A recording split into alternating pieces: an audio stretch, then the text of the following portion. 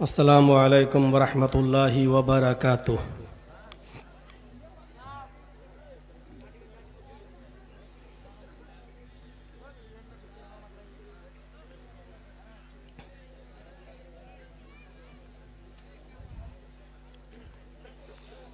अल्हम्दुलिल्लाह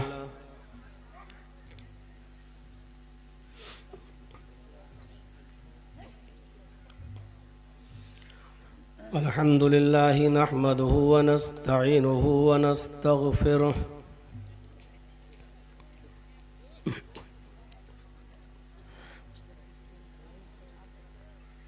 व नऊज़ु बिल्लाहि मिन शुरूरि अनफुसिना व मिन सय्यिआति अमालिना।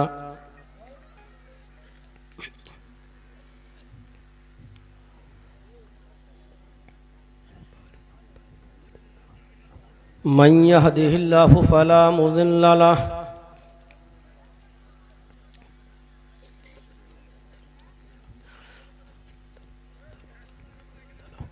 व मन युज़लिल्हु फला हादिय लह।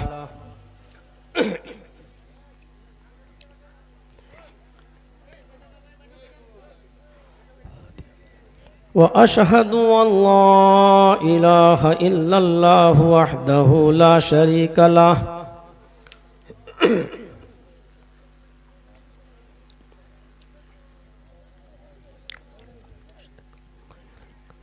व अशहदु अन्ना मुहम्मदन अब्दुहु व रसूलुहु।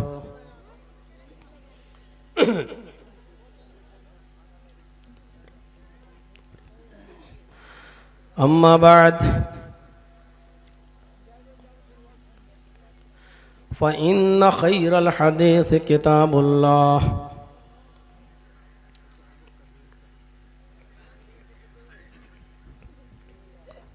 व खैरल हदी हदी मुहम्मदिन सल्लल्लाहु अलैहि वसल्लम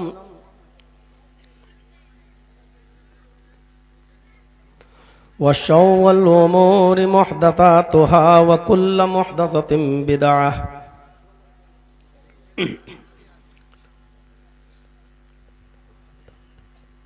व कुल्लु बिदअतिन ज़लालह व कुल्लु ज़लालतिन फिन्नार।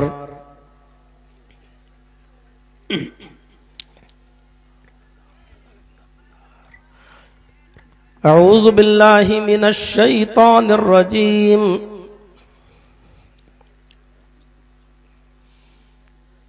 बिस्मिल्लाहिर रहमानिर रहीम।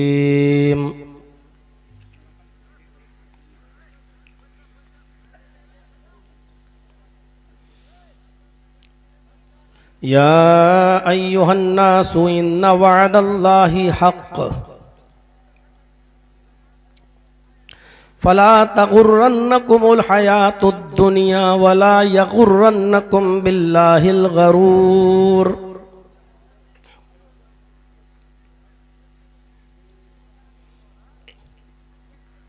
रब्बिश्रह ली सदरी वयस्सिर ली अमरी वहलुल उक़दतम मिन लिसानी यफ़क़हू क़ौली।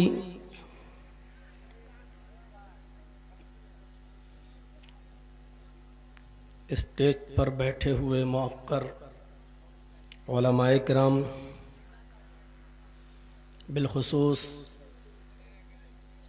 इस इजलास के रूह रवां जनाब डॉक्टर फिरोज़ साहब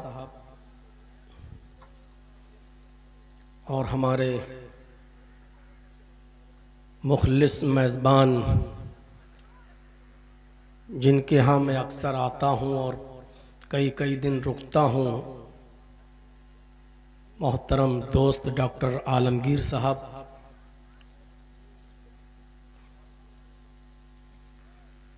पुठिया घाट डिस्ट्रिक्ट कटिहार और उसके अतराफ़ व अकनाफ से तशरीफ़ लाए हुए मुअज़्ज़ज़ सामईन हज़रात, पर्दा नशीन इस्लामी ख़वातीन माँ और बहनों, नौजवानों, अज़ीज़ बच्चों, आप लोगों की चाहत, आप लोगों की मोहब्बत आप लोगों का खुलूस ही था कि मैं आपके रूबरू और आपके सामने हूं, वरना मैं परसों इटावा की तरफ और लखनऊ की तरफ जाने का पूरा आज़्म कर चुका था। लेकिन तकदीर में जो लिखा होता है उसको कोई मिटा नहीं सकता। कुछ गलत फहमियाँ थीं। डॉक्टर फिरोज़ साहब और हमारी जमात के बहुत ही बुज़ुर्ग और मुअज़्ज़ज़ शख्सियत मौलाना इसराइल सलफ़ी हफ़िज़हुल्लाह के ज़रिए अभी हम जिस रूम में थे,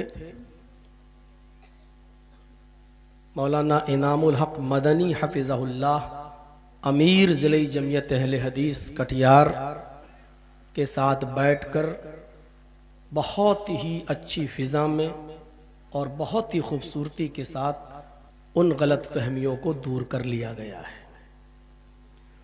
अल्लाह से दुआ करता हूँ कि इलाहुल आलमीन इस भाईचारे को और जमाती इस मोहब्बत को अब किसी की नज़र न लगने पाए। अल्लाह रब्बुल आलमीन हमें फेसबुक पर भौंकने वालों से और सोशल मीडिया के ज़रिए बहकाने वालों से हमको, हमारी जमात को और हमारे बेख्वाहों को सबको अल्लाह रब्बुल आलमीन सतर्क रहने की और होशियार रहने की तौफीक अता फरमाए। यकीनन मैंने एक प्रोग्राम दिया था आपका वलीपुर में, मैं गया भी था, वहाँ 9 बजे मैं पहुँच भी गया था। वहाँ मैंने खाना भी खाया था, नाश्ता भी किया था, लेकिन कुछ उलमा की जहरीली तकरीरों ने जो टोटल मेरे खिलाफ हो रही थी और पूरे बस्ती को उकसाया जा रहा था, ऐसा लग रहा था कि जैसे ये अभी इतना उकसा देंगे कि इस पूरी कौम हम पर टूट पड़ेगी। मैंने कई मरतबा कमेटी के लोगों से कहा कि आप इनको रोकिए, नहीं रोक पाए। मैंने कहा कि मैं अब गालियां सुनने नहीं आया हूँ, मैं वहाँ से इलाके का नया आदमी नहीं हूँ मैं, लेकिन मेरा यहाँ कोई नहीं है, न रिश्तेदार यहाँ हैं, न दोस्त हैं, न अहबाब हैं। डर हमें भी है, इसलिए जो मेरी अक्ल ने और जो मेरे जहन ने बेहतर समझा, हो सकता है कि ये मेरे दिमाग का, मेरी अक्ल का कसूर हो। बहरहाल जो उस वक्त मेरे दिल में आया मैं वहाँ से चला आया। मेरे भाइयों, यकीनन वलीपुर के लोग बहुत अच्छे हैं, उन्होंने बहुत अच्छी मेहमान नवाजी की, लेकिन उनको भी इस बात का एहसास नहीं था।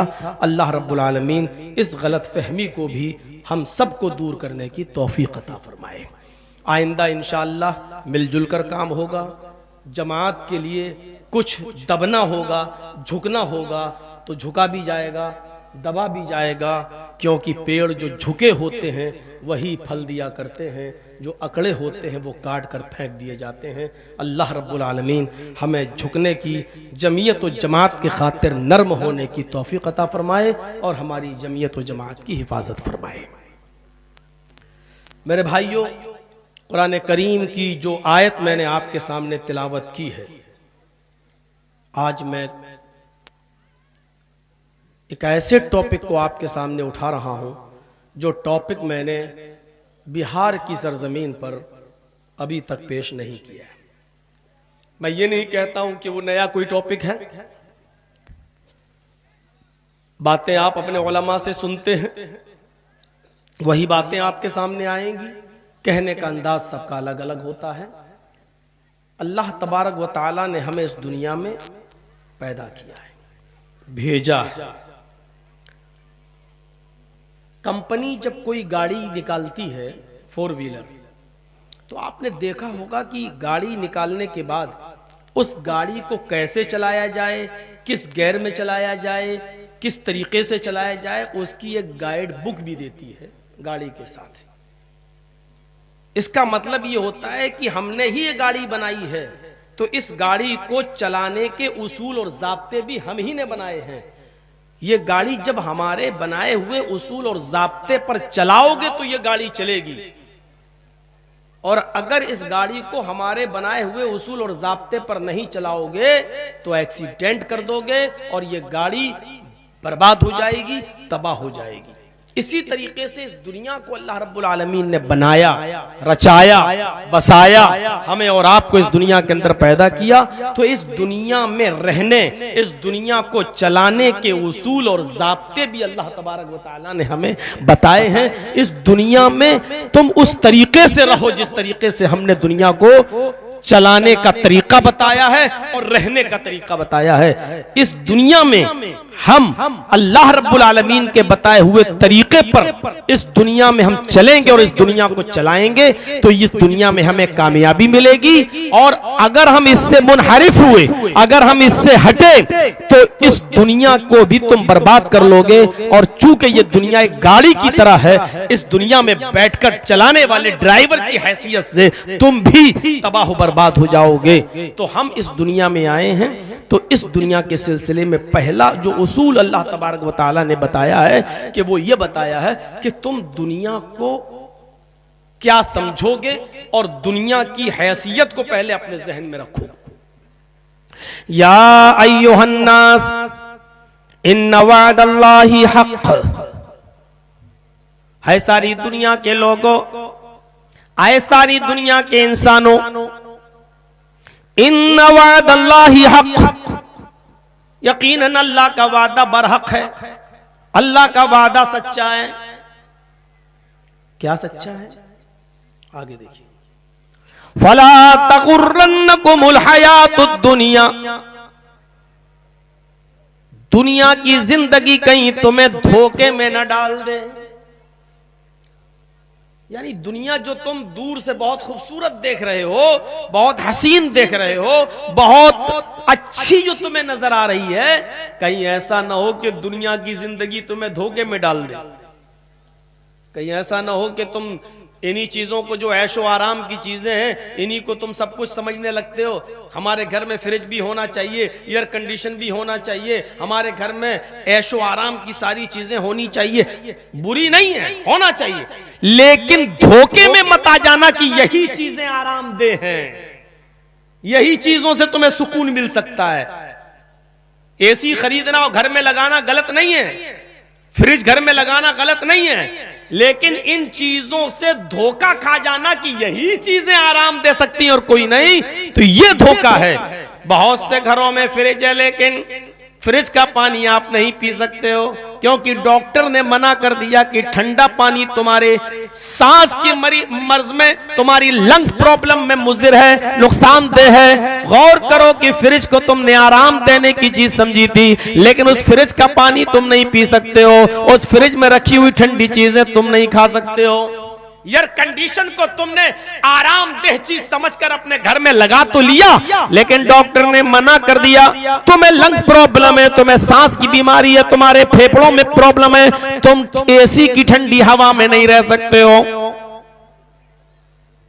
ये चीजें बुरी नहीं है, अल्लाह का शुक्र अदा करके खरीदो, लेकिन ऐसा ना हो कि इन चीजों पर तुम भरोसा कर बैठो और धोखे में आ जाओ कि यही सारी चीजें हमें आराम दे सकती हैं। नहीं, कितनों को डॉक्टरों ने मना कर दिया, गोश्त नहीं खा सकते हो, ये नहीं खा सकते हो, वो नहीं खा सकते हो, उबली हुई सब्जियां खाओ, ये खाओ, वो खाओ, परहेज बता दिया। तो पहली चीज की तरफ क्या इशारा किया? फला तगुर्रन्नकुमुल हयातुद दुनिया, दुनिया में जो चीजें हमने पैदा की हैं उनको इस्तेमाल करो, उनको अपने फायदे के लिए लाओ, उनसे फायदा भी उठाओ, लेकिन उन चीजों को देखकर तुम धोखे में मत आ जाना। और फिर अल्लाह ने, बच्चों बोलो नहीं, ए बेटा बेटा इनसे कहो शोर मत करो, बैठना हो तो बैठो, नहीं तो चले जाओ। और दूसरी चीज फिर अल्लाह के सिलसिले में अल्लाह ने क्या कहा? वला यगुर्रन्नकुम बिल्लाहिल गरूर, और अल्लाह के बारे में भी, अल्लाह के सिलसिले में भी कोई शैतान तुम्हें धोखे में न डाल दे, कोई धोखा देने वाला तुम्हें धोखे में न डाल दे। पता नहीं अल्लाह है भी कि नहीं, होता तो उसके सामने गुनाह होते हैं, फिर आदमी को अजाब क्यों नहीं देता। अगर अल्लाह होता तो दुनिया में इजराइल इतना फिलिस्तीन पे जुल्म कर रहा है तो अल्लाह को मुसलमानों और ईमान वालों का बुरा क्यों नहीं लग रहा है, और इजराइल को तबाह बर्बाद क्यों नहीं कर रहा है, जालिमों पर अल्लाह का अजाब क्यों नहीं आ रहा है।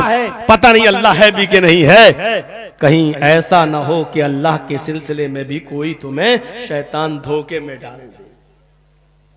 अल्लाह है, जालिमों को मोहलत दे देता है, शायद संभल जाओ, ये जानते हुए कि तुम जाओगे कहां, आना तो तुम्हें मेरे ही पास है।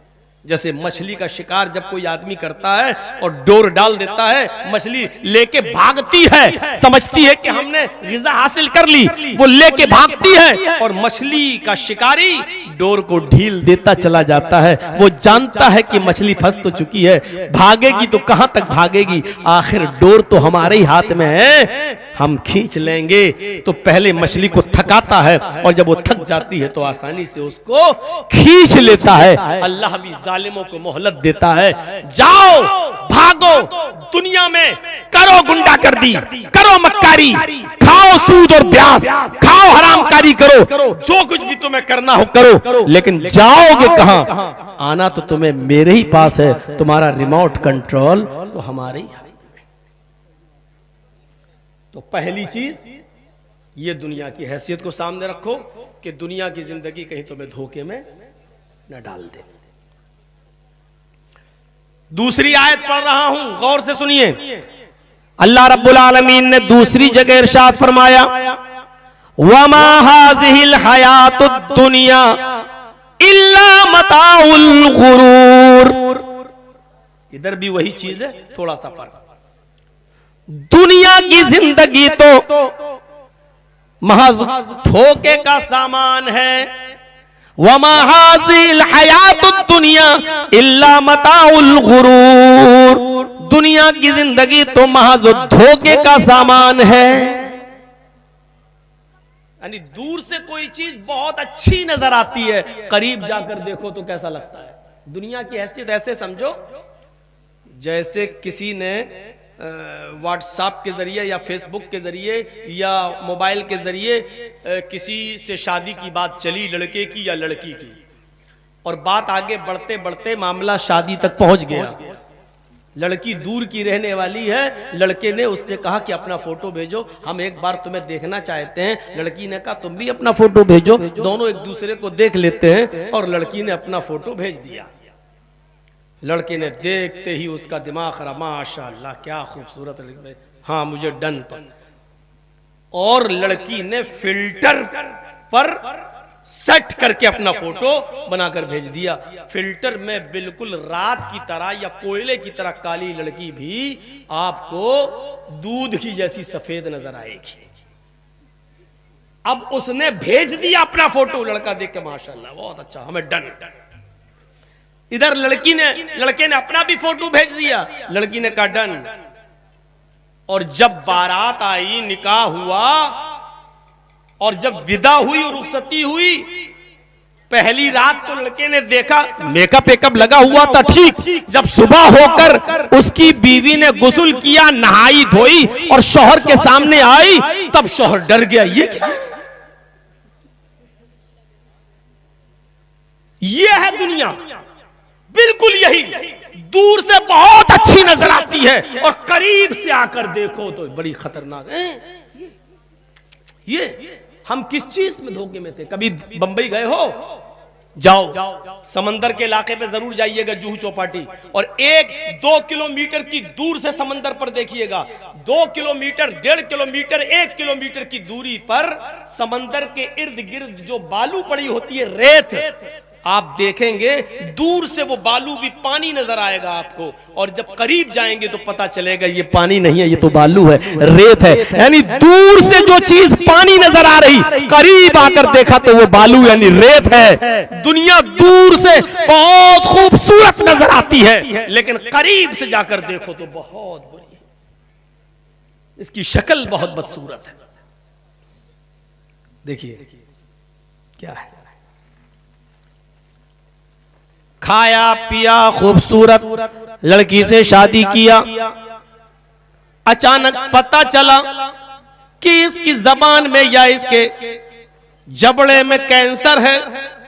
ऑपरेशन किया गया, सारी चीजें हुई और मुंह का इतना हिस्सा काट दिया गया। अब जो खूबसूरत बीवी थी, जो खूबसूरत लड़की थी, शादी से पहले जिसकी हुस्न जमाल को देखकर आपने शादी की थी, आज कैंसर से उसके आधे होंठ कट चुके हैं। ब्रेस्ट कैंसर होने की वजह से दोनों आंचल, दोनों सीने निकाल दिए गए हैं। अब जरा देखिए, कुरान कहता है कि जो चीज तुम्हें दूर से नजर आ रही है अच्छी, करीब से आकर देखोगे तो ये चीज तुम्हें बहुत अजीब सी लगेगी। अगर ऐसा मंजर आ जाए तो अब आप देखिए कि उस औरत का हुस्न जमाल कहां चला गया। चेहरे से सारी खूबसूरती होती है लेकिन आधे होंठ कट चुके हैं, नाक से इधर का हिस्सा कट गया है, ये गाल काट कर निकाल दिया गया है। अब आप अंदाजा लगाइए, अपनी इस बीवी को आप छोड़ भी नहीं सकते हो क्योंकि जिंदगी भर का साथ है, लेकिन अपनी बीवी के पास अब आपको बैठना भी गवारा नहीं हो रहा है क्योंकि ऐसा महसूस हो रहा है कि कहीं ये बीमारी हमें ना लग जाए। अब आप अंदाजा लगाइए, कुरान कहता जो चीज दूर से तुम्हें अच्छी लगती है, करीब से वो चीज बुरी भी होती है। इसलिए दुनिया को उतनी ही तरजीह दो जितनी जरूरत है, दुनिया को वैसे ही इस्तेमाल करो उतना ही जितना इसकी जरूरत है। ये नहीं कह रहा हूं दुनिया छोड़ो, वो मौलाना हैं तकरीरें करने वाले जो कहते दुनिया छोड़ दो, दुनिया से तर्क हो जाओ, दुनिया से अपने आप को कटा लो। बगैर दुनिया के तो आप रह नहीं पाएंगे, कमाना भी जरूरी है। हजरत उस्मान गनी के पास भी दौलत की कमी नहीं थी। माफ कीजिएगा, दौलत कमाना कोई बुरी चीज नहीं है, दौलत हासिल करना कोई बुरी चीज नहीं है, अच्छे से अच्छा हलाल बिजनेस करना कोई बुरी चीज नहीं है। दुनिया कमाओ, कुरान कहां मना कर रहा है कि दुनिया मत कमाओ। हजरत उस्मान गनी के पास भी बहुत दौलत थी लेकिन जब वक्त आया तो उस दौलत को अल्लाह की राह में खर्च कर दिया। शायद ग़ज़वा तबूक का वो मंजर आपके सामने आया होगा मेरे भाइयों कि ग़ज़वा तबूक के मौके पर अल्लाह के नबी ने लोगों से, सहाबा से कहा कि मुझे ऊंटों की जरूरत है, कोई है जो 100 ऊंट अल्लाह की राह में खैरात कर दे, सदका कर दे। हजरत उस्मान गनी उठे और फरमाया कि अल्लाह के नबी मैं 100 ऊंट आपको दे रहा हूं। गरीब होते, दुनिया न कमाई होती तो 100 ऊंट देते। अल्लाह के नबी ने फरमाया लोगों, अभी तक आपका फोटो लेने से पेट नहीं भरा भाई, बैठ जाओ, बैठ जाइए। अब तो इतना वो भी नहीं है कि दिख नहीं रहा हो, बैठ जाइए।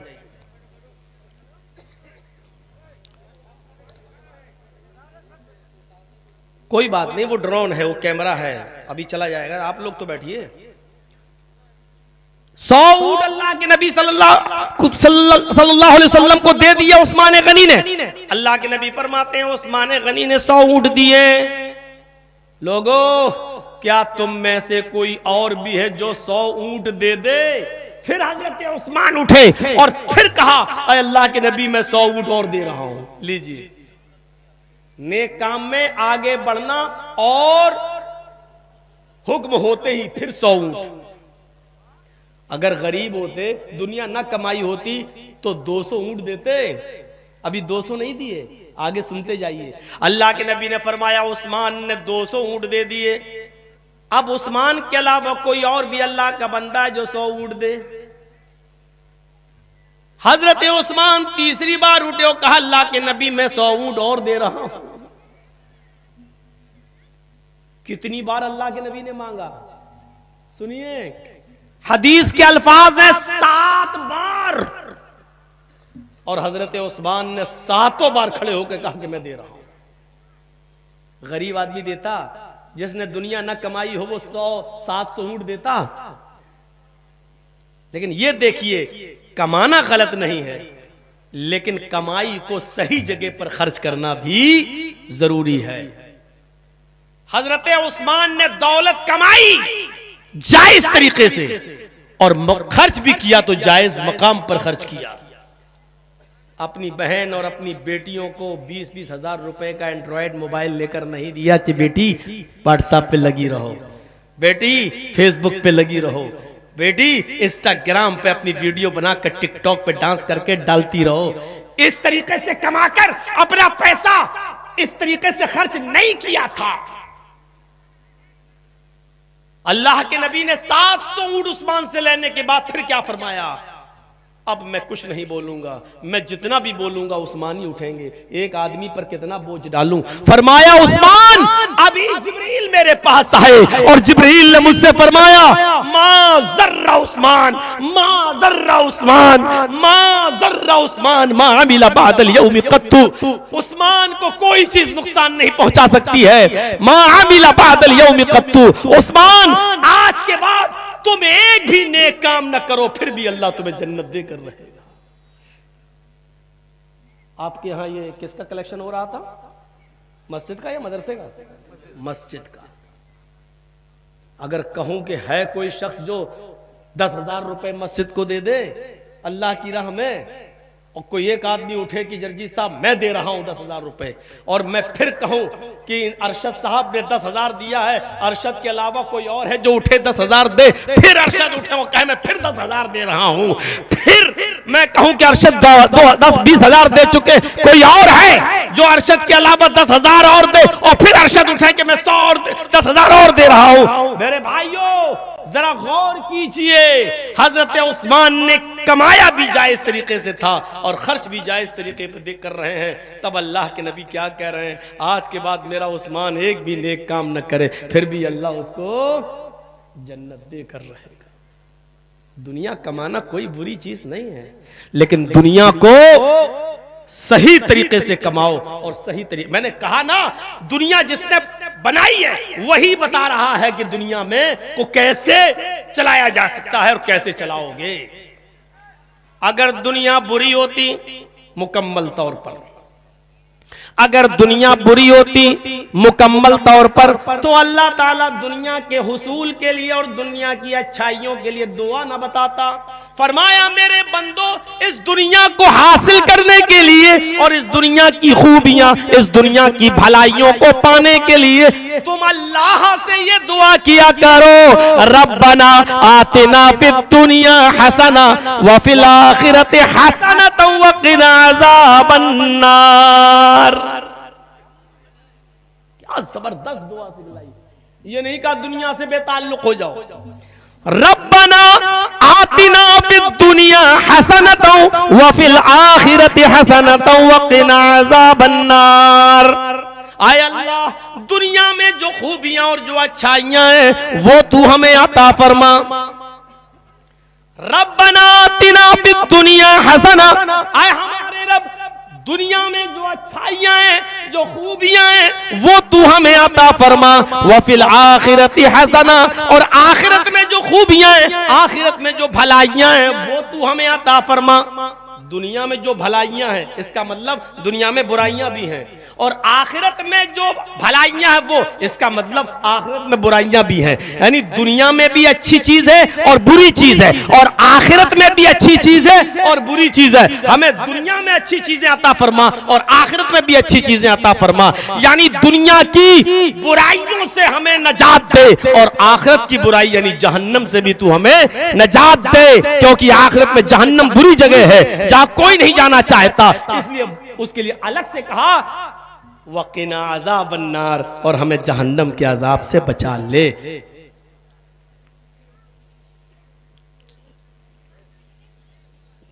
चाय वाले भी घूम रहे हैं डिस्टर्ब करने के लिए। यार बैठ जाओ, जब कोई मांगे तो दे देना भाई, बैठ जाओ।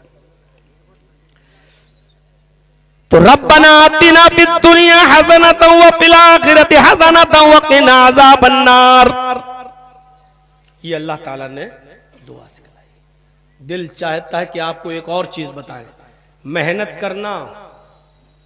दुनिया का मतलब छोड़ देने का मतलब ये नहीं है कि बीवी को बच्चों को छोड़ दो और किसी जंगल में चले जाओ और बैठ जाओ सुभान अल्लाह सुभान अल्लाह सुभान अल्लाह अल्हम्दुलिल्लाह अल्हम्दुलिल्लाह अल्हम्दुलिल्लाह अल्लाहु अल्लाहु अल्लाहु। बीवी को खाना कौन खिलाएगा वे? अल्लाह देगा। अल्लाहु अल्लाहु अल्लाहु। आपने कुछ लोगों को देखा होगा जो बिल्कुल सन्यास ले लेते हैं, दुनिया से हम बिल्कुल बेताल्लुक हो गए, कोई ताल्लुक नहीं। ऐसे लोगों को जहां ऐसे लोग मिलते हैं ना, मैं कहता हूं इनको उल्टी छुरी से काटो। ये कौम के ऊपर बोझ बने बैठे हैं। अल्लाह ने दुनिया में मेहनत करके रोजी रोटी को कमाकर अपने बीवी बच्चों को पालने का भी हुक्म दिया है। उनके लिए मेहनत करो, इसको भी इबादत कहा है। कुरान पढ़िए। सबसे अच्छा दिन 7 दिन में कौन सा दिन होता है मालूम है? किसी से पूछो कि यही कहेगा जुमा। जुमे के दिन की इबादत का सवाब भी 7 दिन की इबादत से ज्यादा है। जुमे के दिन की जब अहमियत ज्यादा है तो उस नमाज की अहमियत भी ज्यादा है। लेकिन आप गौर करेंगे, जुमे के दिन की अहमियत ज्यादा है तो 2 ही रकात रखी अल्लाह ने। जबकि क्या है, जुमे हफ्ते में 1 दिन जुमा आ रहा है और इतनी अहमियत है तो 2 रकात नहीं, 6 होना चाहिए, 8 होना चाहिए, 10, क्योंकि बहुत अहम दिन है तो ज्यादा नमाज में होना चाहिए, लेकिन 2 ही रकात रख दिया। और क्या कहा? फाइजा कुज़ियतिस सलातु फंतशिरू फिल अर्ज़। आए मुसलमानों, जब जुमे की नमाज पढ़ लो मस्जिद के अंदर तो अब बेकार मस्जिद में बैठकर अपना वक्त बर्बाद न करो। फंतशिरू फिल अर्ज़, अल्लाह की बनाई हुई जमीन में फैल जाओ। मिन फज़लिल्लाह, अल्लाह ने जो रिस्क उतारा है अपनी जमीन के ऊपर उस रिस्क को तलाश करो, यानी अपनी बीवी बच्चों के लिए मेहनत करो और कमाओ और उनको खिलाओ। दुनिया कमाने का हुक्म दे रहा है अल्लाह ताला। इसका मतलब यह है कि अल्लाह का हुक्म मानना इबादत है, यानी बीवी बच्चों के लिए मेहनत करके हलाल रोजी कमाना भी इबादत है। फ़इज़ा क़ुज़ियतिस सलातु फंतशिरू फिल अर्ज़ वब्तगू मिन फ़ज़लिल्लाह। जब जुमे की नमाज जुमे के दिन तुम पढ़ लो और मस्जिद में जुमे की नमाज भी पूरी कर लो तो अब मस्जिद में बैठकर अपना वक्त बर्बाद न करो। फंतशिरू फिल अर्ज़, अल्लाह की जमीन में फैल जाओ। वब्तगू मिन फज़लिल्लाह, और अल्लाह के रिज़्क़ को रोजी रोटी को तलाश करो। ये दुनिया बनाने वाले ने दुनिया कैसे चलाई कैसे चलेगी चलाने का तरीका भी बता दिया। दुनिया हमारे और आपके उसूल से नहीं चल सकती, इसलिए कि दुनिया को हमने नहीं बनाया है। आप कहते ना पैसा हमने कमाया है तो हम जहां हमें मालूम है कि इसको कहां इस्तेमाल करना चाहिए। भाई हमारी जितनी इनकम है उसी हिसाब से हम अपने घर का मैनेजमेंट निकालेंगे ना। बच्चों का पढ़ाई का खर्चा कितना है, बीवी का खर्चा कितना है, हम अपनी बीवी को कितना कपड़ा दे सकते हैं, अपने बच्चों के लिए कितना कपड़ा हम बनवा सकते हैं। हमारे इनकम जितनी है उसी हिसाब से मैनेजमेंट करेंगे, क्योंकि पैसा हमारा तो तरीका भी हमारा चलेगा कि कैसे इस्तेमाल करें। आप दखल नहीं दे सकते। इसी तरीके से जब दुनिया अल्लाह ने बनाई है तो अल्लाह की बनाई हुई दुनिया अल्लाह के बताए हुए तरीके पर चले।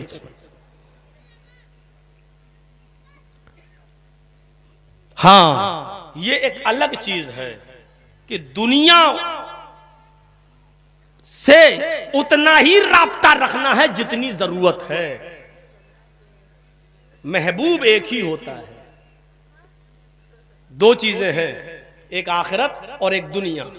दोनों महबूब नहीं हो सकती हैं। ये बच्चे यार आगे बैठ के बहुत शोर कर रहे हैं। ये बच्चे नहीं है, वो तो बहुत बड़ा है वो वाला। तुम लोग वहां से हटो ना, शांत रहो, निकलो वहां से। थोड़ा पीछे कर दीजिए, आराम से भगा, ऐसे नहीं, बस।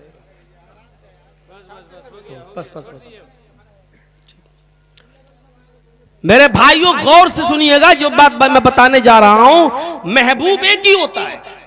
दुनिया की जरूरत है हमें, लेकिन महबूब नहीं हो सकती। महबूब एक ही होगा। अब देखिए अल्लाह के नबी सल्लल्लाहु अलैहि वसल्लम क्या फरमाते हैं, बुखारी शरीफ की हदीस, जरा मंजर पर नजर डालिएगा। क्या कहते हैं? लौ कुन्तु मुत्तखिज़न खलीलन लकुन्तु अबा बकरिन लत्तखज़तु अबा बकरिन खलीला। बुखारी की रिवायत, कितनी प्यारी बात कही।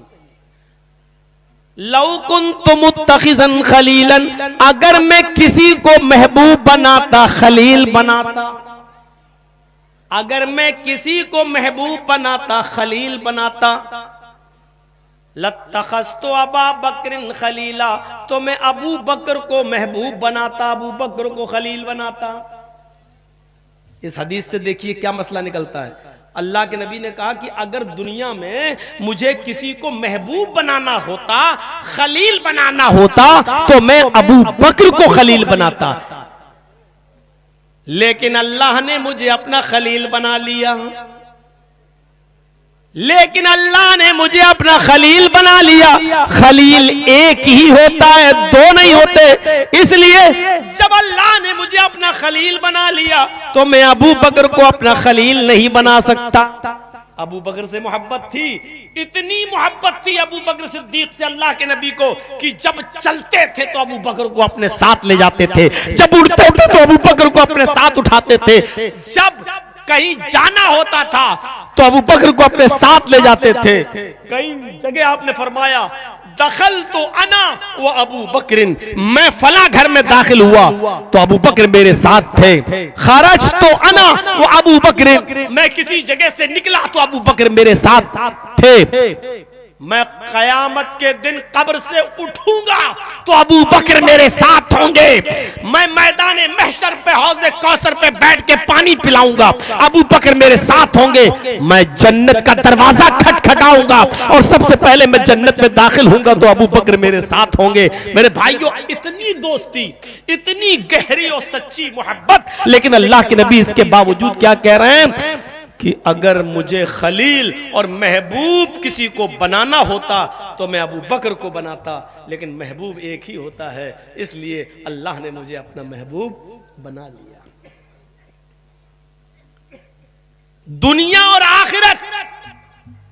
अब सुनो, आए पुठिया घाट डिस्ट्रिक्ट कटिहार के लोगों, इस सीमांचल की बस्ती में रहने वालों, सुनो, दुनिया और आखिरत में एक चीज को आपको अपना महबूब बनाना होगा, और याद रखना महबूब एक ही होता है। आप दुनिया को अपना महबूब बनाएंगे या आखिरत को अपना महबूब बनाएंगे, यह फैसला करना हमारी और आपकी, हर इंसान की जिम्मेदारी है। अपने गरीबान का बटन खोले और झांके कि आप दुनिया को अपना महबूब बनाओगे या आखिरत को अपना महबूब बनाओगे। हाँ, दोनों को अपना महबूब बनाने से पहले सोच लो दुनिया की जिंदगी और आखिरत की जिंदगी में कितना बड़ा फर्क है। दोनों जिंदगी है, दुनिया की भी और आखिरत की, दोनों में फर्क कितना है। अल्लाह के नबी ने फरमाया जैसे एक समंदर बह रहा हो और उसकी तुम्हारी निगाह जहां तक जा रही वहां तक तुम्हें पानी पानी दिखाई दे रहा हो, उसका कोई किनारा तुम्हें नजर नहीं आ रहा है समंदर का। इतने बड़े समंदर में से उंगली डालो, इतने बड़े समंदर में उंगली डालो और उंगली डालने के बाद उंगली निकालो तो उस उंगली में कितना पानी निकलेगा? एक बूंद। अल्लाह के नबी ने फरमाया ये एक बूंद दुनिया की जिंदगी है और आखिरत की जिंदगी एक समंदर, यानी बाल्टियां भर भर के फेंकते रहो लेकिन खत्म नहीं होगा। तुम्हारी जिंदगी खत्म हो जाएगी लेकिन समंदर का पानी खत्म नहीं होगा, ये बता दिया। अब बताओ तुम समंदर जैसी जिंदगी से महबूब बनाओगे या दुनिया की जिंदगी जो उंगली में लगी हुई एक बूंद के बराबर है। ये फैसला करना हमारा और आपकी जिम्मेदारी है कि किसको तुम महबूब बनाओगे। दुनिया की जिंदगी महज एक कतरा है, एक बूंद है, और आखिरत की जिंदगी एक समंदर। सब गौर करें, हम और आप सब सोचें इस बात को। तो दुनिया की जिंदगी भी जरूरी है, लेकिन दुनिया से हमें उतना ही रब्त रखना है, दुनिया से हमें उतना ही कांटेक्ट रखना है, दुनिया से हमें उतना ही दिल लगाना है जितनी जरूरत है। दुनिया छोड़ोगे नहीं, लेकिन उतना ही दिल लगाओ जितनी जरूरत है, इससे ज्यादा नहीं। ज्यादा दिल लगाया तो ये दुनिया तुम्हारे सर पे सवार हो जाएगी, छोड़ नहीं पाओगे। फिर दिल चाहता है कि कुछ हदीसें आपके सामने पढ़ दूं। अभी कुरान की आयतें पढ़ी थी, अब मैं चंद हदीसें आपके सामने रखना चाहता हूं, उन हदीसों पर गौर कीजिए। अल्लाह के नबी जनाब मोहम्मद रसूलुल्लाह सल्लल्लाहु अलैहि वसल्लम ने क्या फरमाया?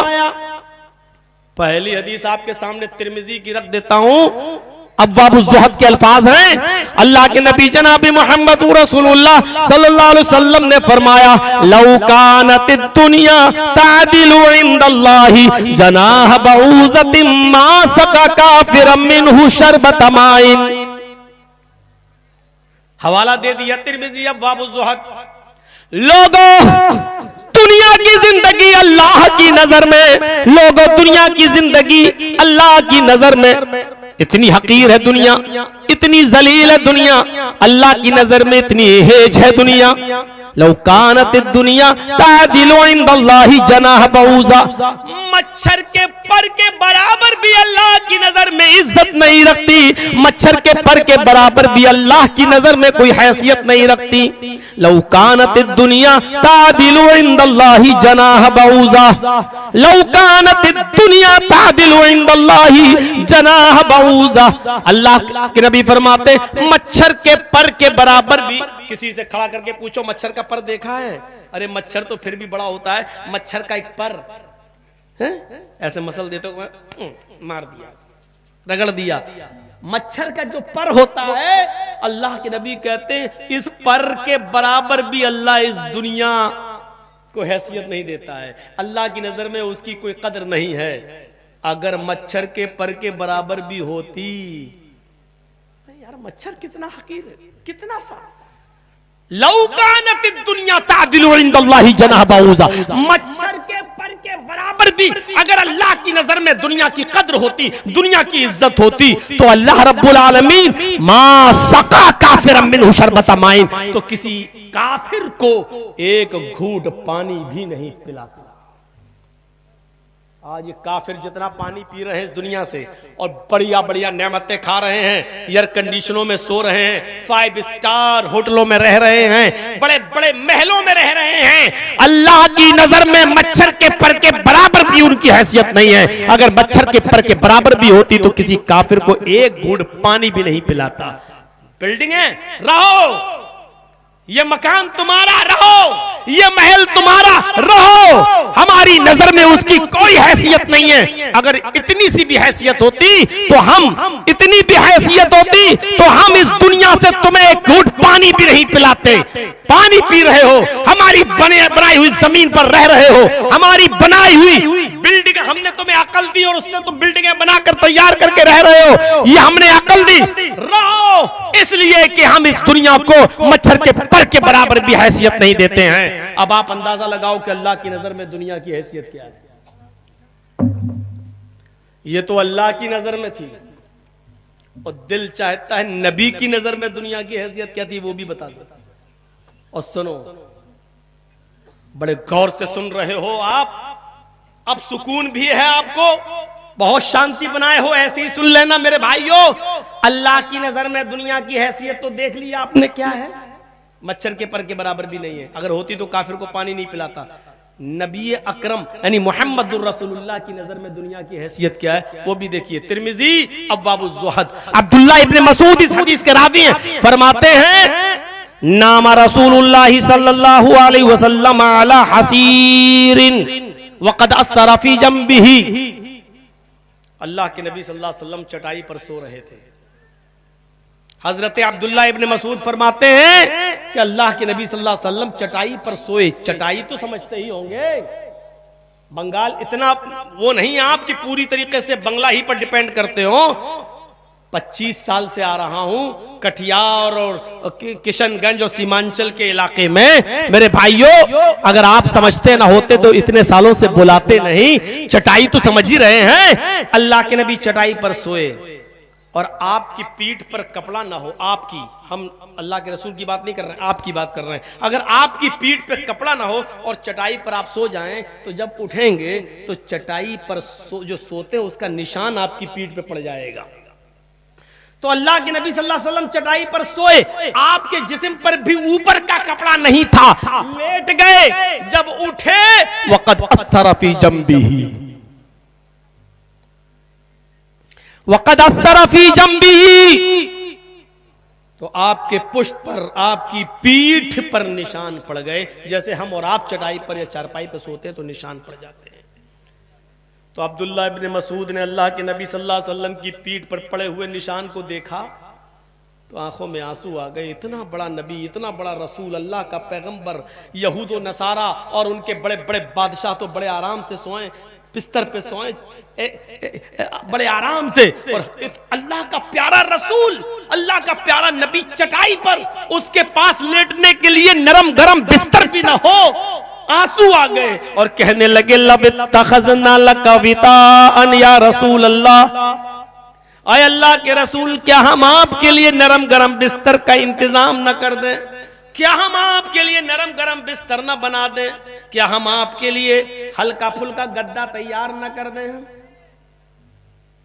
मैं फिर कह रहा हूं आपसे, गद्दों पर सोना गलत नहीं है, सोफे पर सोना गलत नहीं है, लेकिन नबी अकरम सल्लल्लाहु अलैहि वसल्लम की नजर में दुनिया की हैसियत देखिए क्या थी। जब कहा गया लबित्तखज़ना लकवितान, आए अल्लाह के नबी, क्या हम आपके लिए बिस्तर न बना दें, हम आपके लिए नरम गरम बिस्तर का इंतजाम न कर दें? तो अल्लाह के रसूल सल्लल्लाहु अलैहि वसल्लम ने फरमाया, प्यारे हबीब ने फरमाया, अल्लाह के नबी ने, आए अब्दुल्ला माली वलिद दुनिया, ये दुनिया का लफ्ज देखिए, माली वलिद दुनिया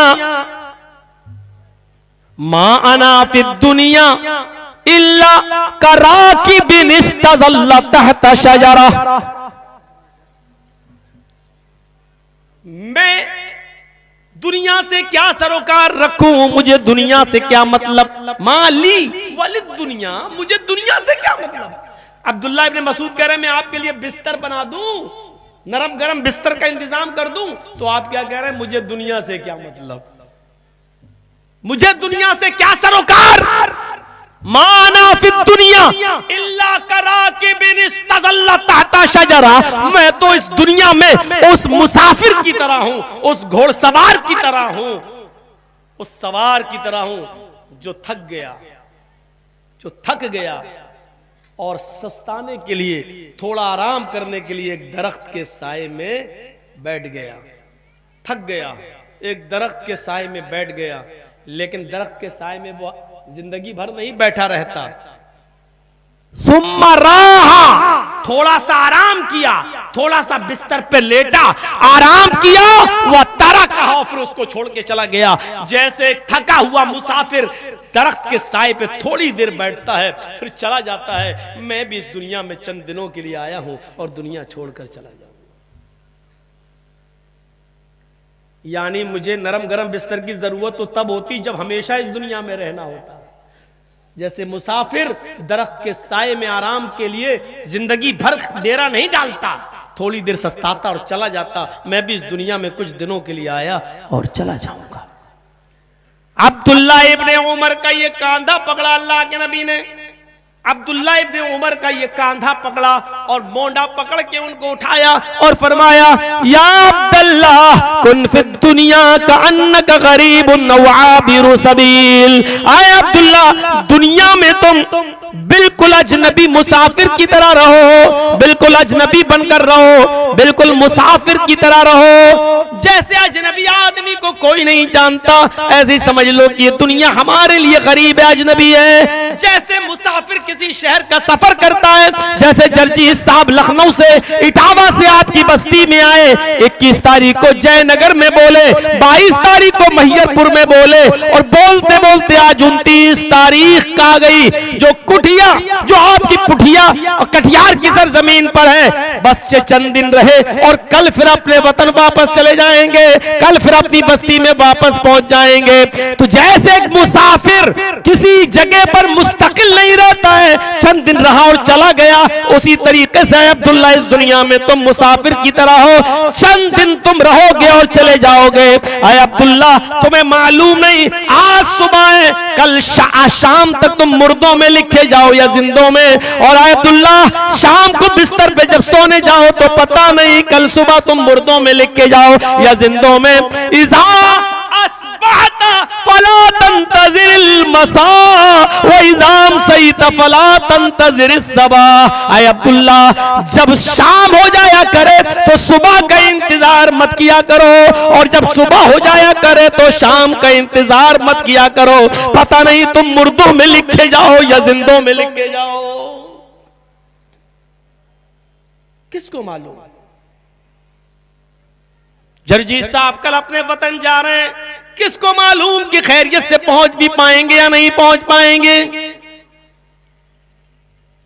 शेख रज़ाउल्लाह मोहम्मद इदरीस का नाम सुने हैं? जामिया सल्फिया के बहुत ही मुअक्कर उस्ताद, मुबारकपुर के रहने वाले, बॉम्बे में दीन रहमत कॉन्फ्रेंस में बुलाए गए।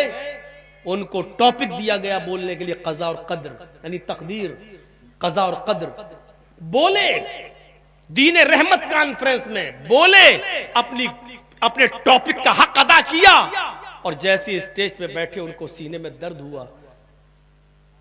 हॉस्पिटल ले जाया गया दिखाने के लिए, चेकअप के लिए। हॉस्पिटल पहुंचने से पहले अटैक हुआ और इंतकाल कर गए। जब हॉस्पिटल पहुंचे तो उनका आला से देखा गया तो कहा कि ये तो इंतकाल कर चुके। मालूम था, क़ज़ा और क़द्र पे बोलने वाले को मालूम था कि ये मेरी क़द्र, ये मेरी क़ज़ा हो गई, मेरा क़ज़ा यानी क़ज़ा और क़द्र का वक्त पूरा हो गया। तकदीर में जितनी दिन मेरी जिंदगी लिखी थी वो आज इस तकदीर के बाद खत्म हो जाएगी। जवानी के आलम में उनका इंतकाल हुआ है। मेरे प्यारे साथियों, मालूम था किसी को? कौन जानता है कल हमारे साथ क्या हो, आपके साथ क्या हो, कोई नहीं जानता। इसलिए फरमाया कि अचानक आ जाने वाली मौत का इंतजार मत करो, कभी भी आ सकती है, कभी भी आ सकती है। 4 बच्चों के बाद, लड़कियों के बाद घर में एक बेटा पैदा हुआ। बाप बड़ी खुशी मना रहा है, आज मेरे घर में बेटा हुआ। अभी तक कहता था अल्लाह बेटियां ही बेटियां, एक बेटा दे दे, अल्लाह तेरा शुक्र अदा करूंगा, अल्लाह मैं तेरी राह में ये खर्च करूंगा, वो खर्च करूंगा, अल्लाह एक बेटा दे दे। बेटियां ही बेटियां हैं, अल्लाह ने एक बेटा दे दिया। बेटा दिया, मुबारकबाद मिलने लगी। 4 बेटियों के बाद एक बेटा, अल्लाह तेरा का शुक्र है। बस 7 दिन पूरे हुए, अब भूल गया कि मेरे घर में बेटा देने वाली जात अल्लाह की है। उसने मेरी दुआ सुनी, अब आलीशान तरीके से अकीका कर रहा है। अकीके में सुन्नत भूल जाता है, वो ऐरो गैरों को बुलाने लगता है, उसकी दावत में शराबी और जुआरी आने लगते हैं, कुछ छक्के भी आते हैं, डांस भी करने लगते हैं। किसी ने पूछा ये क्या कर रहे हो? अल्लाह ने एक बेटा दिया है, धूमधाम से अकीका करूंगा। घर में बेटा धीरे धीरे बड़ा होने लगा। 4 साल का हुआ, 5 साल का हुआ, उसने उसको कॉन्वेंट में एडमिशन दिला दिया। अरबी पढ़ने के लिए मौलाना साहब को रख लिया। मौलाना साहब आते, शाम को बच्चे को पढ़ाते, अलिफ बा ता सा कुरान पढ़ाने सिखा रहे हैं। उसके लिए स्कूल में कोई सब्जेक्ट नहीं है, घर में उस बच्चे को मौलाना रख लिया कि आओ ट्यूशन पढ़ा देना। कॉन्वेंट के बच्चों को ट्यूशन पढ़ाने के लिए मेरे बेटे को साइंस और बायो पढ़ाने के लिए जो टीचर आता है वो 5000 रुपए महीना लेता है, लेकिन मौलाना साहब हमारे बच्चे को कुरान पढ़ाने आते हैं तो 500 रुपए दिए जाते हैं। यह है कुरान पढ़ाने वाले मौलवी की कदर कीमत, और वो है कॉन्वेंट के बच्चे को साइंस और बायो पढ़ाने वाले को 5000 रुपए देना। और कुरान जो पढ़ाने आ रहा है घर में मौलाना हाफिज, उसको आप 500 रुपए देके निपटा रहे हैं। मेरे भाइयों, बच्चे का जहन देखकर मौलाना साहब ने कह दिया उसके बाप से, आपका बेटा बड़ा ज़हीन है, जो पढ़ाता हूं फौरन याद कर लेता है। अगर अपने बच्चे को हाफिज बना लो या आलिम बना लो तो बहुत अच्छा हाफिज बनेगा, बहुत अच्छा आलिम बनकर निकलेगा। मौलाना साहब भूल गए, अल्लाह से दुआ कर करके बेटा मांगा है। चूंकि वो बच्चा 7-8 साल का हो चुका है, कॉन्वेंट में पढ़ रहा है, 3rd और 4th में आ चुका है। मौलाना साहब की बात से बाप गुस्से में आ गया, क्या कह रहे हो, मौलाना बना लूं? नहीं, बच्चा बड़ा ज़हीन है, मौलाना बना दो। तुम्हें कितनी तनख्वाह मिलती है मस्जिद में? मौलाना साहब ने कहा 5000, 6000, 8000। बस ये बनाऊं मैं अपने बच्चे को? इतना तो मेरे बच्चे की शादी के बाद उसकी बीवी के मेकअप का खर्चा पूरा नहीं हो पाएगा। गृहस्थी चलती है। मौलाना साहब कुरान पढ़ाइए और जाइए चुपचाप। मौलवी तो बेचारा पहले ही से मरा हुआ होता है, कभी मुक्तदी उसको सुनाते हैं, कभी मस्जिद का मुतवल्ली उसको सुनाता है। उस मरे हुए को मारते हो, उस मरे हुए से लड़ते हो। मेरे भाइयों, समाज और सोसाइटी में जिसको पहले ही मार डाला हो, उस मरे हुए को मारना ये कौन सी बहादुरी का काम है? ये कौन सी अक्लमंदी का काम है? उस गरीब को डांटना और फटकारना ये कौन सी अक्लमंदी का काम है? उस दिन की तारीख से वो कुछ नहीं बोला, आता पढ़ाता और चला जाता। लड़के ने इंटर कर लिया बायो से, नीट का एग्जाम दिया और वो कंपटीशन में कामयाब हुआ, एमबीबीएस करने लगा। एमबीबीएस में भी कामयाब होकर उसने एमडीएमएस भी कर लिया। मेरे भाइयों, उसको एक अच्छी लड़की भी मिल गई। वो लड़की भी पढ़ी लिखी थी, वो एक अच्छी लड़की भी मिल गई।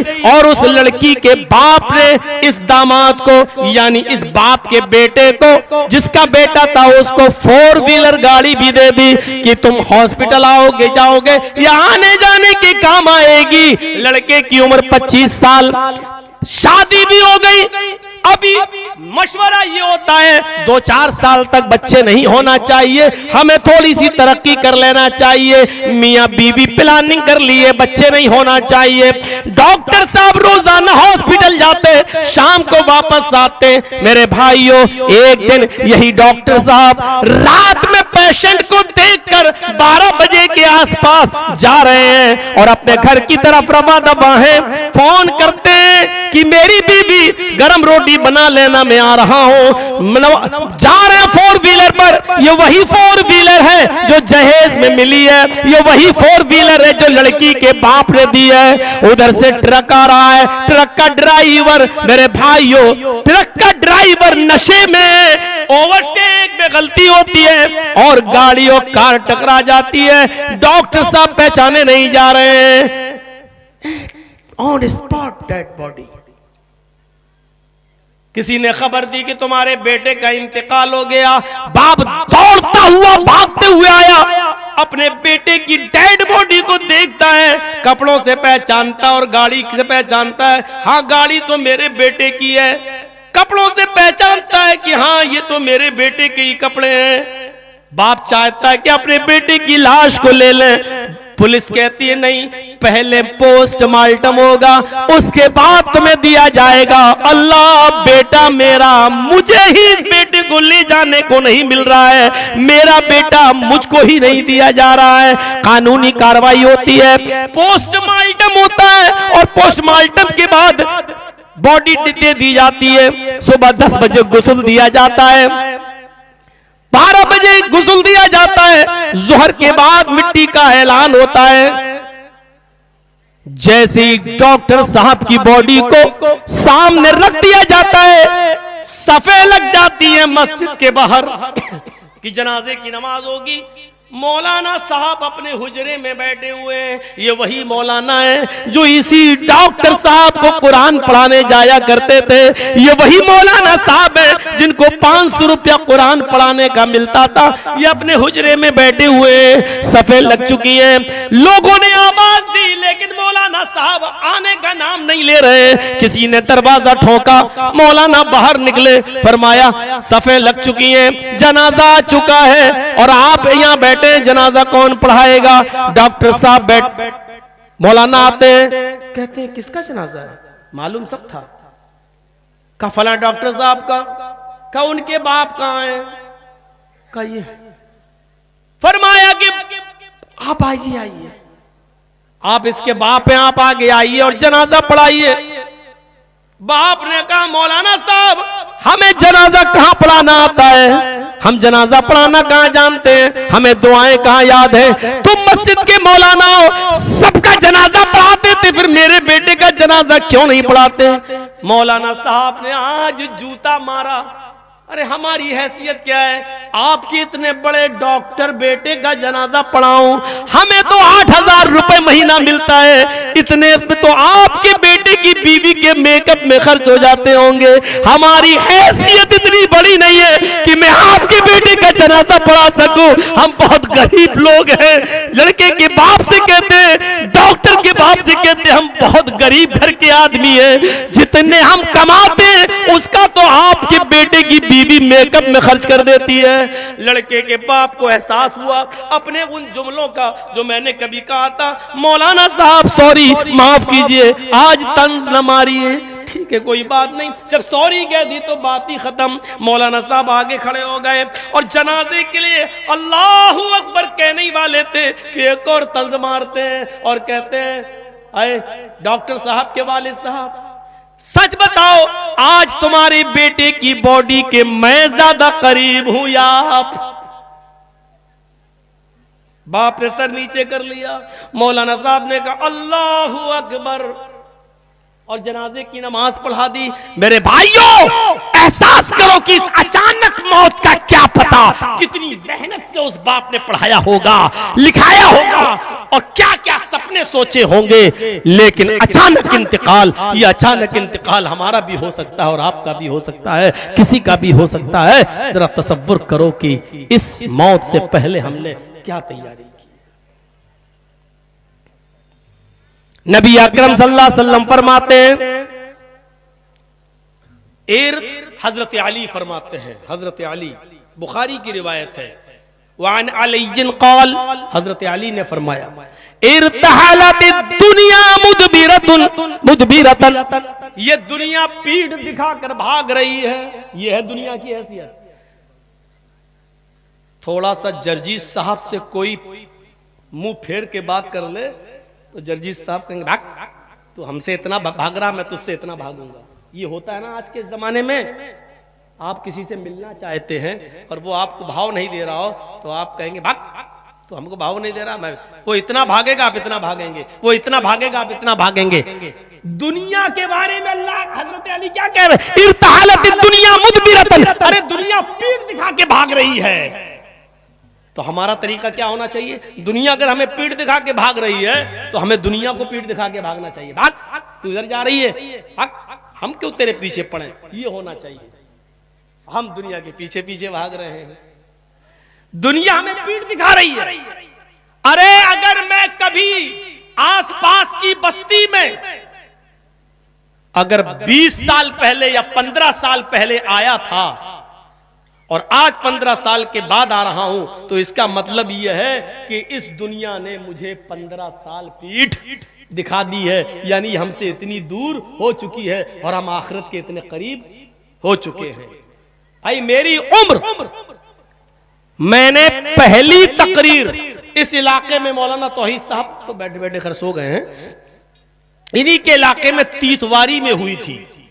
इस इलाके में सबसे पहला जो मेरा प्रोग्राम हुआ था वो तीतवारी में हुआ था। जब तीतवारी में हुआ तो उस वक्त मेरी उम्र थी 17.5 और तीतवारी का प्रोग्राम करने के बाद फिर मेरी दूसरी तकरीर हुई बंबई के अंदर बांद्रा में। उस वक्त मेरी उम्र थी 17 साल 10 महीना, यानी 2 महीना रह गया था 18 साल होने में। वो मेरी तकरीर थी जो सबसे पहले बाल ठाकुर के खिलाफ में बोला था और स्टेज पे ही पकड़ लिया गया था।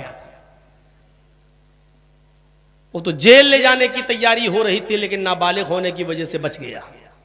2 महीना और पूरा हो गया होता तो वहीं पहुंच गया होता जहां संजय दत्त बंद था। वहीं से लॉकअप में 1-2 दिन रखने के बाद, 1.5 दिन रखने के बाद, वहीं लिखा पढ़ी करने के बाद 50,000 रुपए, उस जमाने में 50,000 रुपए का मुचलका भर के छोड़ दिया गया था, एग्रीमेंट हो गया था। तो मेरे भाइयों गौर करो, 18 साल 2 महीने कम थे उस जमाने से तकरीरें करते करते।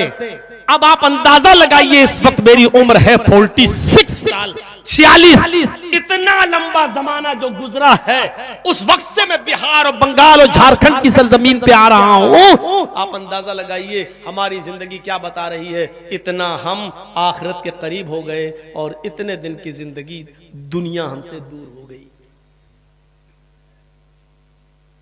और इतने दिन से जो लोग सुन रहे हैं उनकी जिंदगी ये बतला रही है कि आप भी दुनिया से उतना दूर हो गए और आखिरत से करीब हो गए। अल्लाह के नबी कहते हैं इर्तहालत दुनिया मुदबिरतन, हजरत अली कहते हैं दुनिया पीठ दिखा के भाग रही है, वल आखिरत मुकबिलतन, और आखिरत सामने आ रही है। दुनिया तो पीठ दिखा के भाग रही है और आखिरत सामने आ रही है, यानी दुनिया पीछे और आखिरत सामने। तो जो सामने है उसको देखो, जो सामने है जहां तुम्हें जाना है उसको देखो। वलिकुल्लि वाहिदतिन मिनहुमा बनून, और इन दोनों में से हर एक के बच्चे हैं, यानी दुनिया की भी औलादे हैं और आखिरत की भी औलादे हैं। क्या मिसाल दे रहे हैं हजरत अली, दुनिया के भी बेटे हैं और आखिरत की भी बेटे हैं, दुनिया की भी औलाद हैं और आखिरत की भी औलाद है, दुनिया के भी बच्चे हैं और आखिरत के भी बच्चे हैं। फिर फरमाया कूनू मिन अबनाइल आखिरा वला तकूनू मिन अबनाइद दुनिया, ओ लोगो आखिरत के बेटे बनो, दुनिया के बेटे मत बनो। आखिरत के बेटे कहलाओ, दुनिया के बेटे मत कहलाओ। अंदाजा लगाओ, एक कब्र पे अल्लाह के नबी बैठे, मैयत को दफन किया जाना है, अभी कब्र खुद रही है, आप बैठ जाते हैं, अभी थोड़ा सा वक्त बाकी है कब्र के खुदने में, आप बैठ जाते हैं और लकड़ी के तिनके से जमीन कुरेद रहे हैं, बैठकर ऐसे ऐसे कर रहे हैं। एक सहाबी ने पूछा अल्लाह के रसूल किस सोच में पड़े हैं आप, किस सोच में पड़े हैं आप? लकड़ी के तिनके से जमीन कुरेद रहे हैं, जमीन की मिट्टी को ऐसे ऐसे खुरच रहे हैं, कुछ सोच रहे हैं आप? अल्लाह के नबी फरमाते हैं इस्तगफिरू लिअखीकुम, अपने भाई के लिए मगफिरत की दुआ मांगो, अपने भाई के लिए बख्शिश की दुआ करो। फसलुलान, अभी उससे सवाल जवाब होगा, हिसाब किताब लिया जाएगा।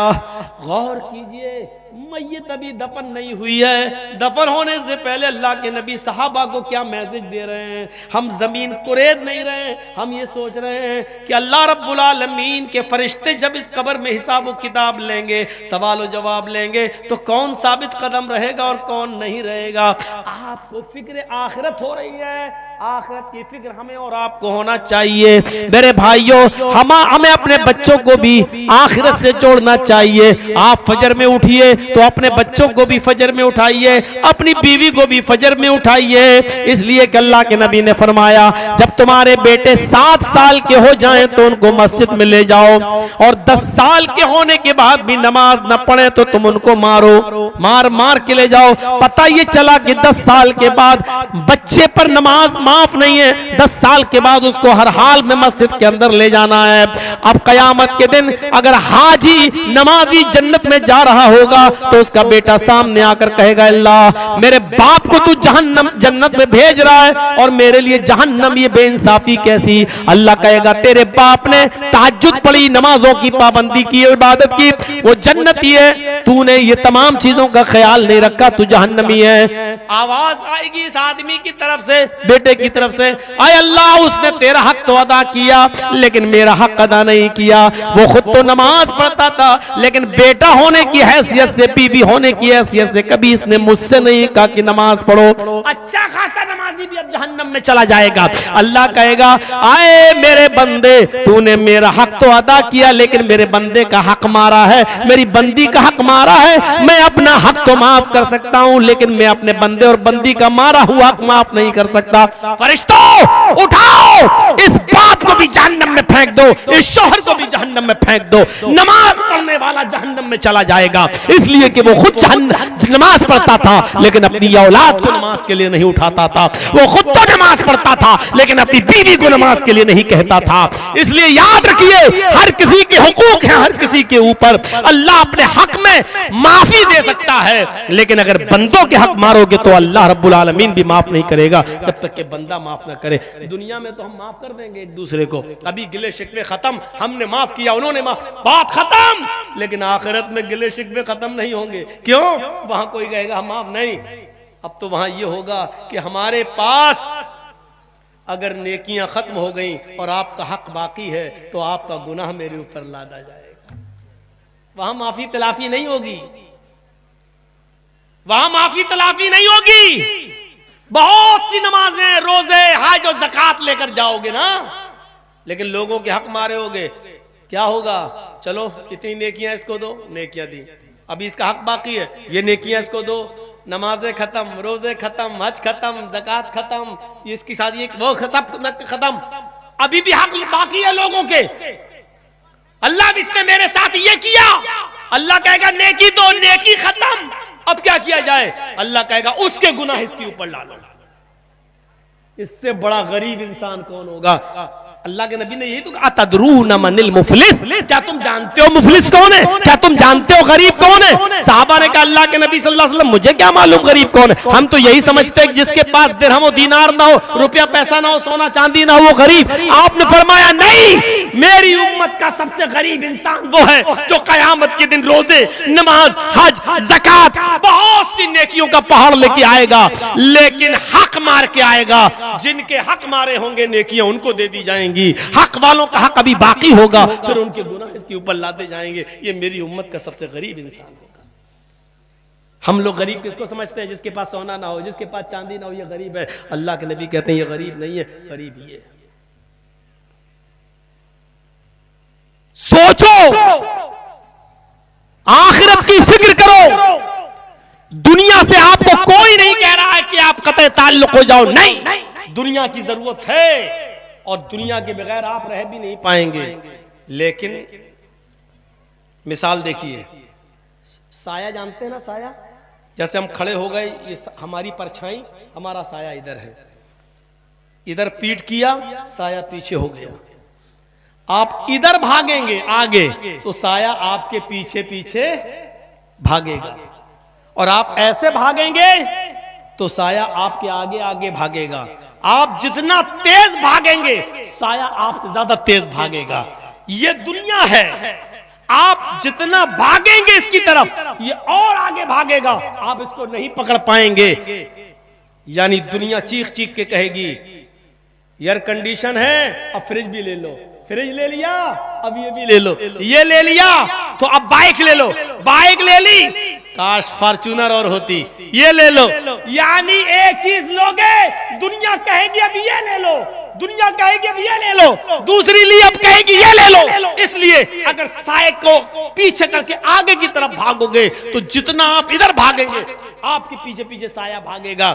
यानी दुनिया को अपने पीछे पीछे भगाओ, दुनिया के अपने आगे आगे मत जाने दो, क्योंकि दुनिया को अगर आगे कर दिया तो कभी तुम्हारा पेट नहीं भरेगा, और दुनिया को अपने पीछे भागने पे मजबूर कर दिया तो दुनिया तुम्हारा पीछा कर ही नहीं पाएगी, तुम आगे दुनिया पीछे। इसलिए दुनिया के पीछे पीछे मत भागो, दुनिया को अपने पीछे पीछे भगाओ।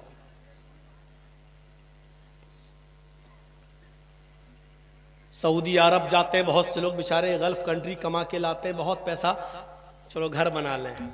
घर बनाते हो ना, बड़ा शानदार घर बनाया, लेकिन घर बनाते वक्त घर में टॉयलेट भी बनाते हो, बाथरूम बनाते हो कि नहीं बनाते हो?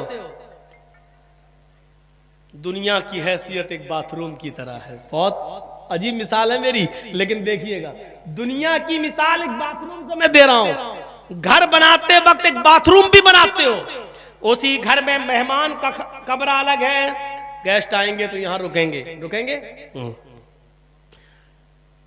अपना और अपनी बीवी के सोने का कमरा अलग बनाते हो, ये हस्बैंड वाइफ का रूम, बच्चों का रूम अलग बनाते हो, ठीक है, डाइनिंग रूम अलग बनाते हो, इसमें खाना खाएंगे, किचन अलग, बहुत अच्छे सिस्टम से आपने बाथरूम बना, और इधर बाथरूम बनाते हो, घर में ही है बाथरूम। लेकिन ये बताओ, जितना वक्त आप अपने पर्सनल रूम में देते हो, क्या उतना वक्त बाथरूम में देते हो? टॉयलेट में भी उतना वक्त देते हो? नहीं, जबकि टॉयलेट में भी पत्थर बिछा हुआ है, संगे मरमर बिछा हुआ है, अच्छा एग्जिट फैन लगा हुआ है, गर्मी नहीं लगती है, गर्म हवा बाहर निकल जाती है, फ्लैश भी अच्छा है, धोते भी अच्छा, क्लीन साफ, उसके अंदर खुशबू भी लगा दी, खुशबू भी आ रही है, बहुत साफ सुथरा टॉयलेट है आपका, माना। लेकिन क्या उस टॉयलेट के अंदर भी आप रहते हो?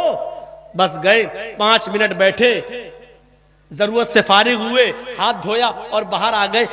लैट्रीन साफ है, बाथरूम साफ है, टॉयलेट साफ है, लेकिन जरूरत के तहत आप इस्तेमाल करते हो, जरूरत पूरी बाहर आ गए। मैं पूछना चाहता हूं, आपको बाथरूम की जरूरत है, लेकिन हर वक्त बाथरूम इस्तेमाल नहीं करते हो। बस दुनिया की जरूरत है, दुनिया को बिल्कुल ऐसे ही इस्तेमाल करो जैसे बाथरूम को जरूरत के तहत इस्तेमाल करते हो।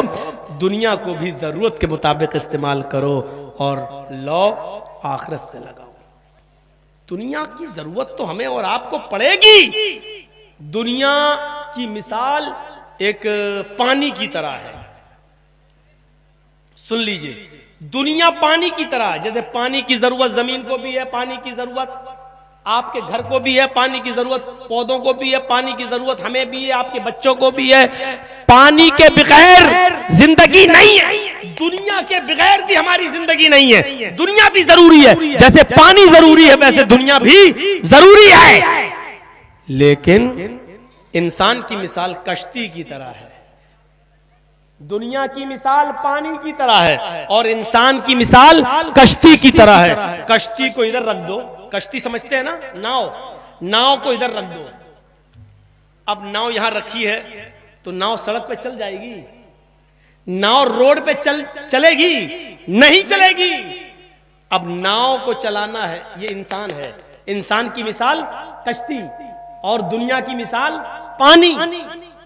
पानी की जरूरत सबको है, इंसान कश्ती है, लेकिन कश्ती को चलने के लिए पानी की जरूरत है। आप इस कश्ती को पानी में उतारेंगे तभी ये कश्ती चलेगी। यानी इंसान को दुनिया की जरूरत पड़ेगी, जैसे कश्ती को पानी की जरूरत पड़ती है। अब देखिए, जब तक नाव कश्ती पानी के ऊपर है, तैरती है, जब तक दाएं बाएं हम उसको खे रहे हैं, चल रही है, पानी के इर्द गिर्द चलेगी, पानी के ऊपर है, चलेगी। गलती से भी अगर नदी का पानी, गंगा का पानी अगर कश्ती के ऊपर ले आओगे तो हाल क्या होगा?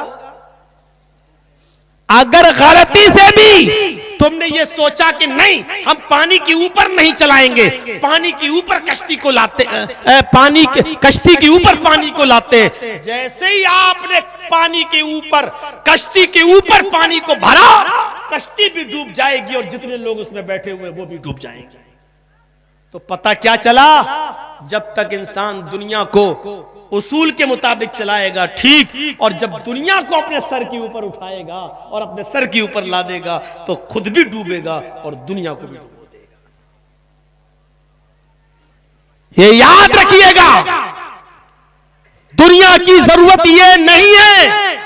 हजरत आयशा सिद्दीका फरमाती है कि मेरे पास एक छींट का कपड़ा आ गया। छींट समझते हैं? छींट औरतें ज्यादा अच्छी तरह समझती होंगी। छींट का कपड़ा होता है, शादी आदि पहले चलते थे बहुत। हजरत आयशा फरमाती है कि मेरे पास एक छींट का कपड़ा आ गया, खूबसूरत कपड़ा था। तो उस कपड़े को देखकर लोग देखने आते थे हमारे पास, और जब किसी की बेटी या किसी की बहन की शादी होती थी तो वो मेरे पास आता था और वो छींट का कपड़ा ले जाता था। उस कपड़े को पहनाकर वो अपनी बेटी को दुल्हन बनाता था या अपनी बहन को दुल्हन बनाता था, और उन्हीं कपड़ों में मेरी बहन या उसकी बहन बेटी की रुखसती हो जाती थी।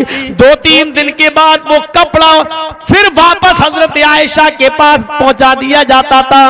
हजरत आयशा फरमाती है मेरे पास वो छींट का कपड़ा था, लोग आते थे अपने बहनों बेटी की शादी में वो कपड़ा मुझसे ले जाते थे और मेरे कपड़े को पहनाकर अपनी बेटी और बहन को दुल्हन बनाते थे और रुखसती करते थे।